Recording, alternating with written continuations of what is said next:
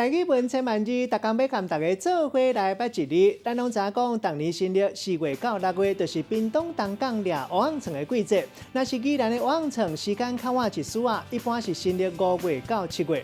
今日要甲大家小解这一字，咱做伙来看到这就是“床”，读做“子昂床”第3条。读床这是读鼻音，床就是甲物件床做伙更规关的意思。一关咱就讲一床，像讲一床珠啊。另外嘛，当做动词，像讲床珠，这个文音读做串，这意思同款是甲两个物件接起来。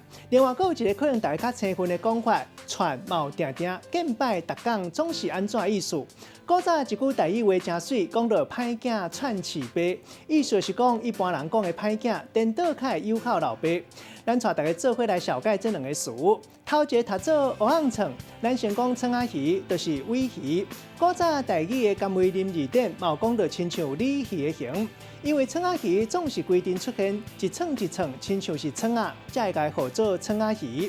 啊，那乌昂床是世界上界大尾床仔鱼，上长有3公尺，因为是乌色，亲像翁仔同款，这么大粒，才会号做是乌昂床。其中鱼肚上有价值。第二个词读做串讲，这意思就是咱常常讲的意思。咱用一句话来举例，甲这两个词夹做伙。譬如讲，当年4月到7月这段时间，串讲是台湾乌昂床大出的季节。内行的食食客，无论你宜兰、南方澳啊，或者是屏东东港，拢食会到上界青的床仔鱼。今仔日小解这一字读做床，这是鼻音；另外文音读做串，提供给观众朋友来参考。